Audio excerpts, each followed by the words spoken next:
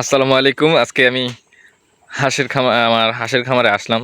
দেখি মাশাআল্লাহ খুব সুন্দর হাঁস হয়েছে। আজকে আমি হাঁস মানে নদীতে ছাড়লাম। আমার হাঁস, এই যে আমার হাঁস কত সুন্দর নদীতে। হাঁস যারা যারা হাঁস পালন করতেছেন তারা একটা জিনিস সবসময় খেয়াল রাখবেন যে হাঁসের ভ্যাকসিনগুলো মাসিক, তারপরে বাচ্চা হওয়ার পর কিছু বাচ্চার ভ্যাকসিন দেওয়াই থাকে, ক্রয় করার সময় কিছু বাচ্চার ভ্যাকসিন দেওয়াই থাকে, কিছু বাচ্চার আবার ভ্যাকসিন দেওয়া থাকে না। যারা যেগুলো ভ্যাকসিন দেওয়া থাকে না, আপনারা বাচ্চা কেনার পর ভ্যাকসিন দিয়ে নেবে। আর যেগুলো ভ্যাকসিন দেওয়া থাকে এগুলো আবার 14 দিন পর পাতি ডাক, এই রোগটি হাঁসের মারাত্মক, যে ঘাড় মোড়ানো। আলহামদুলিল্লাহ আমার হাঁস এরকম ঘাড় মোড়ানো রোগ হয়নি, আশা করি হবেও না, কারণ আমি খুব সচেতন রাখি।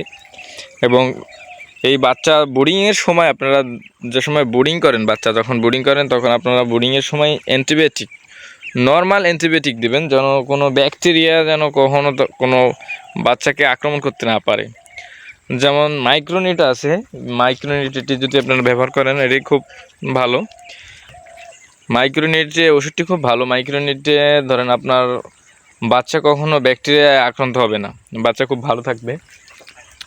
এই যে আমি হাঁসের জন্য নতুন করে ঘর তুলতেছি, এখন কাজ করব হাঁসের, যে নতুন করে ঘর তুলতেছি। আলহামদুলিল্লাহ আমার হাঁসের বাচ্চা খুব সুন্দর হয়েছে।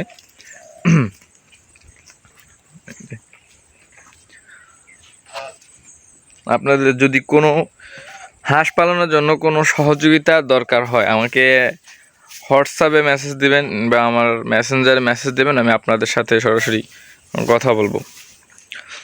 এই যে আরও হাঁস আছে, এই যে রাজাহাঁস, এ হচ্ছে আমার গরু, গরুর বাছুর। আলহামদুলিল্লাহ এই নিয়ে আমার ছোট একটি খামার শুরু করতে যাচ্ছে। আপনারা সবাই আমার জন্য দোয়া করবেন।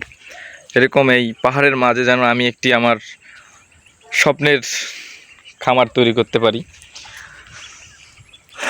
সবাই আমার জন্য দোয়া করবেন এবং ভালো থাকবেন।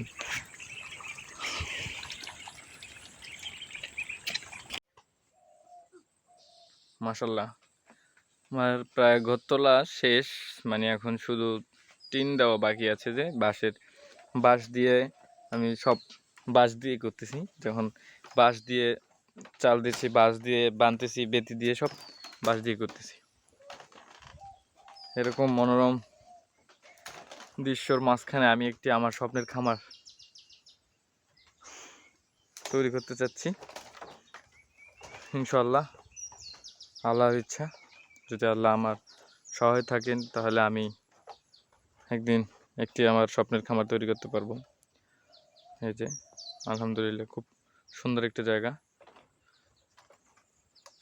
এই যে